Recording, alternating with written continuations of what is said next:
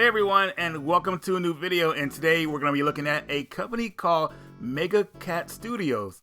Now, the games I'm going to show off in this video are from Nintendo to Sega Genesis pretty much, but the company does more games for modern consoles as well. But it's nice to know there's a company out there focusing on the retro, like Nintendo, Super Nintendo, and Sega Genesis. So I'll definitely have links in the description so you guys can check them out.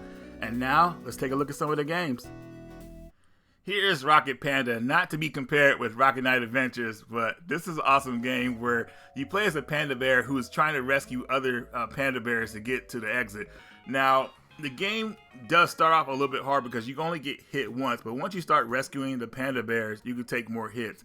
Now, the game is like kind of like floaty in a way where you're kind of like getting past obstacles just by tapping the up and down, left and right buttons, just to kind of give yourself a little momentum depending on the certain situations. Now, this is one of those games that let you choose what areas you want to go to. I suggest that you go to the entry level first, the intro level, and that level teaches you all the mechanics of the game. It even has its own boss fight, which is pretty cool. The game does not hold your hand when you get to the further levels. I believe it was the city level or the ice cream level, and I was like, man, this game is getting tough. It wasn't deterring me from playing it, but it's like, man, I gotta be on my toes pretty much. I was expecting to get maybe harder like towards the middle of the game, but it starts to get harder like probably like the third level. Now each level has around 5 to 6 stages before you fight a boss. Some of the stages could be annoyingly difficult, like there's like a jumping spike, and the next level will be kind of easy in a way. It's really crazy, but still it's a lot of fun. There was a level where I think I was being chased by a Pop-Tart or something like that. You had to hurry up and get to the exit. I thought that level was pretty cool. But I definitely think this game is worthy of being on the Genesis. I really like it. I'm trying to get better at it.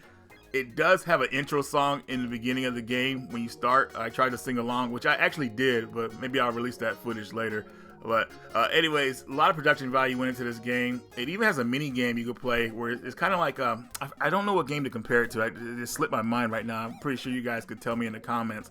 But it has little stuff like that. It's overall a great package. So great production values with graphics. Definitely a game you want to keep on your radar.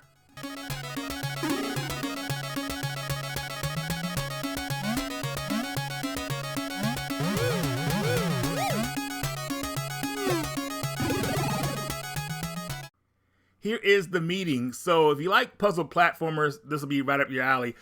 What I like about this one is that it has a bit of story going for it. Even though the story is a bit silly, it's nice that they add that in there. Now, I had got pretty far in this game on my first playthrough, but then I got stuck. I thought I was going to run through it, and I got stuck on a certain level, and I got mad and put it down. But looking how far I got in the game showed me that I actually really like this one. And I don't know when I'm going to get back to it again, but it's definitely one of those games that'll kind of suck you in. The game has some boss fights to it as well. So like when you get to a certain part of the level, of an area, I could say there is a boss fight, and they actually turn out to be pretty cool. I did notice in this game though, some of the sound effects really sound like pretty familiar from like older games that I've played on the NES. I can't put my finger on it, what the sound effects sound like, but it just definitely sounds familiar. So that kind of like brings a little nostalgia. But I feel like this game will be very interesting to people who love the NES system. And it's not that long of a game. If you know what you're doing, you can get through this one probably around like an hour and a half. So it's good to know this game is not going to overstay its welcome. But if any of you guys have played this one or are interested in playing it, let me know what you think. Here is The Sacred Line Part 2.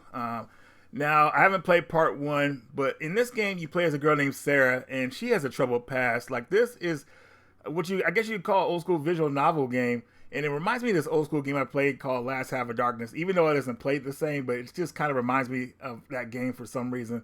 But anyways, she plays a girl named Sarah. She has a troubled past, going through her family issues. I don't even want to talk about it on this video. You guys will have to play this game to find out, but it's pretty dark. But this is one of those games where you make certain decisions, and hopefully you'll make the right ones that'll keep you alive, or be the right decisions to get you to a certain area. I think the only thing with this game is that you're able to make decisions in this game, but I haven't run into any snap decisions where you have a timer where you have to really choose something to do. So I think if it added that would add that little scare factor element. But knowing that I could take my time with the decision making, I find myself just kind of relaxing. There's no timer, there's no pressure, to make me push the decision. So I just take my time with this game. And it may seem kind of slow in the beginning, but it does get dark. When it gets dark, it gets crazy. So just want to let you guys know that this is a pretty good, solid game so far. You know, I've gotten killed twice, and it was my fault for making some dumb decisions, but it was interesting. It was definitely interesting. I will say the only caveat I had with this game was sometimes there's a little bit too much dialogue. You know, so sometimes I just want to get to it. But, you know, other people could probably look past that, and I should too. You know, it's got me really interesting to see how the first game was. You know, I want to kind of compare them. But definitely a worthy Genesis game, and I would love to know your guys' thoughts about it if you have played this one. All right, so here's Jester. So this game reminds me of a little bit of Pac-Man, just because of the way how you collect certain items. But the main focus in this game is trying to get to the next dungeon. But at the same time, you want to be able to attack your enemies. So you get your sword, and the sword meter will stay active for a good amount of time. But at least for enough time for you to probably clear out maybe 2 or 3 screens of enemies if you want to. But one of the main meters you want to make sure it's always, doesn't ever run out, is your torch meter. I found out the hard way when mine's ran out, and pretty much it'll put you... the area will just turn black, and all you can see is the enemies, but you won't know how to get out of certain situations unless, you know, you just get lucky with pushing directional pad. This one's a pretty fun game. It kind of reminds me of a lot of old school games like Adventures of Lolo and a couple others. But yeah, definitely if you like puzzle adventure games, this one will be right up your alley. Here's Kudzu for the Game Boy. Now, I originally tried to get this to work on my Super Game Boy 2, and for some reason the control wouldn't work, so I had to switch up and just play it on my analog. I wish they would have made this for the Game Boy Color, but still, it has that nostalgia for the Game Boy. Now, I hate comparing this game, but for people who probably want to take interest in this game, it does remind me a lot of a Zelda game, you know, so it's more like kind of like a modern Zelda in a way.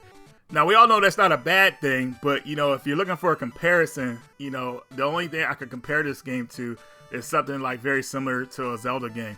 Now, from what I played of this game, it feels like a legit Game Boy game that was like made back in the day with other Game Boy games. You know, you can tell the developer put a lot of work into this game, and it should be up there with, dare I say it, with some of the greats. I'm just going to go ahead and put it out there. It's got some solid puzzles, funny dialogue, all the things that a great game should have.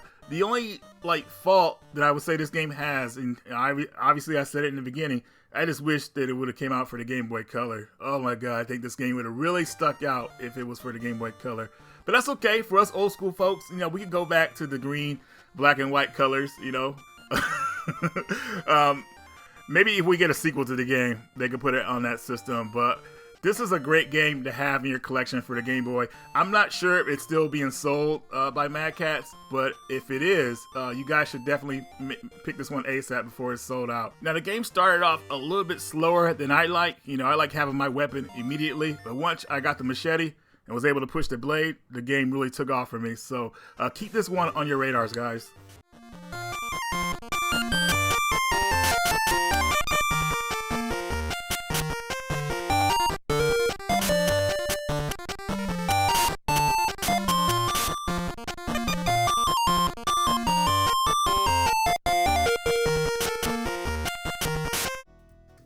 Here's a look at the games outside of their boxes. I left the manuals in. I forgot to take them out, but they all come with manuals. And I love the black carts for the NES games. I think that's pretty cool, so definitely something unique there. Also got some cool postcards and a comic as well. You know, I love little stuff like this, you know, stickers, things like that. Very cool.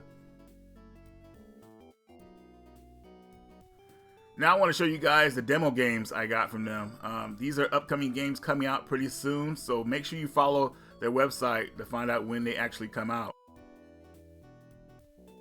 So here's a demo of an upcoming game called Flap Happy. Now, when I played this game, I initially thought I knew how to play it. You know, just pretty much get to the other side and go to the next level. But no, you have to platform back and forth and figure out certain puzzles to unlock the next area. This game kind of gives me a little bit of anxiety because I hate going back and forth when on a platform level. I just want to like get past it and go ahead. But the game is thrilling, you know, I'll give it that. But I think what it needs is probably like a cinematic, like a reward for getting like a couple of levels across or whatever like that. I think that would kind of like really kind of pump people up to play it. But it is an entertaining game, just like for no reward. It's like, you know, like, I mean, unless you're into high score. But other than that, this game just my nerves just are too high for it.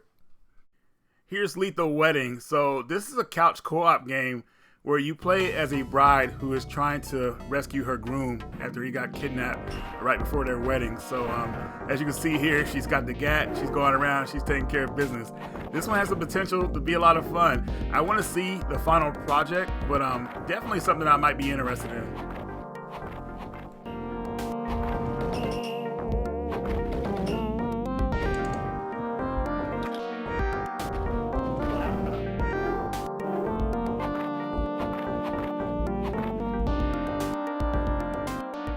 Here's ZPF. Now, this is an upcoming shoot 'em up, horizontal shoot 'em up. And man, this game is impressive. I cannot wait for this one to come out. This demo of the game comes with 3 levels. And I thought you would be able to play the levels back to back, but no, you play one level and the game kind of starts over, but you get to choose the levels you go to, of course.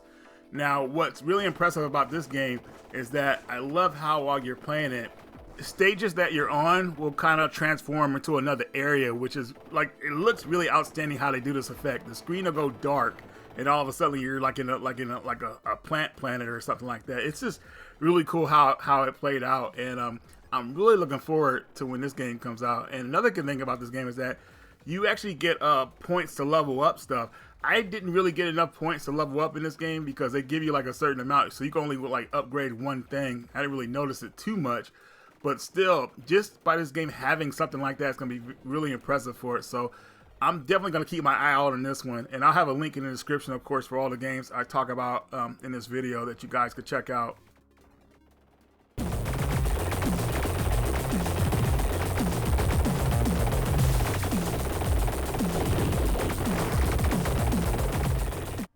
Alright guys, so that was some stuff from MegaCat Studios in a nutshell. Let me know if you're going to check any of these games out.